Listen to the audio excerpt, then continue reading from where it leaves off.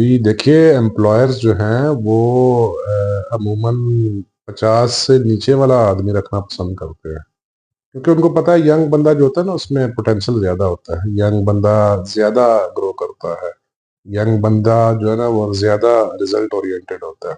उनको पता है कि 50 के बाद ना इंसान की एनर्जी डाउन होना शुरू हो जाती है। वो डाउन इसलिए होती है, उसकी एसोसिएशन, लायबिलिटीज, प्रॉब्लम्स, फिर ज़्यादा थकना, इम्यून सिस्टम कमज़ोर होना शुरू होता है। उसकी कोशिश होती है 50 से कम एज वाला बंदा रखा जाए। 55 के बाद तो अब मेरा ख्याल है प्राइवेट सेक्टर बिल्कुल हायर करता ही नहीं है। ठीक है, तो वैसे अब मैंने देखा है 50 से ऊपर वाला अमूमन नहीं हायर नहीं करते। कुछ लोग, कुछ एम्प्लॉयर्स करते होंगे, लेकिन अमूमन ज्यादातर ट्रेंड यही है कि 50 से नीचे वाले को तरजीह दी जाती है।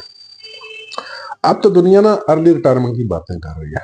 आप बुक पढ़े ना, पढ़े कैरी कूपर ने जो बुक लिखी है अर्ली रिटायरमेंट के हवाले से। ठीक है, तो अर्ली रिटायरमेंट यही है ना कि आप वक्त से पहले जॉब करें, कोई मसला नहीं, जॉब के साथ साथ कुछ करें, कुछ सोचें, कुछ एक्स्ट्रा सोचें।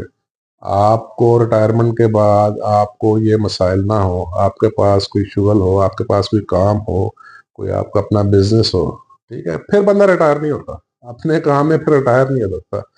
फिर 80-90 साल तक चलता है। देखे ना जापान में लोग रिटायर होते हैं 60-65 में, लेकिन वो रिटायर एक्चुअली नहीं होते। वो 90-90 साल वाले लोग भी काम कर रहे हैं।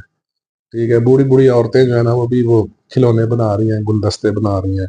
बूढ़े बूढ़े बाबे जो है वो भी काम कर रहे हैं। जापान में तो कोई भी रिटायर नहीं होता। ठीक है, तो आप बुक पढ़े अर्ली रिटायरमेंट पे, बहुत सारी बुक्स हैं, कैरी कूपर की बुक पढ़ लें अर्ली रिटायरमेंट के हवाले से। तो ये आप इस तरह सोचें। अदरवाइज ये जो दिहाड़ी वाली सोच है ना, जो सैलरी वाली सोच है, देखिए अच्छी बात है, जॉब करने में कोई प्रॉब्लम नहीं है, करनी चाहिए, लेकिन जॉब ही करते रहना ये प्रॉब्लम है। जॉब के साथ साथ ये सोचें कि आपको 40 के बाद क्या करना है, वेदर आपने कंटिन्यू करना है या आपने कुछ अपना करना है। आप इस तरह सोचें।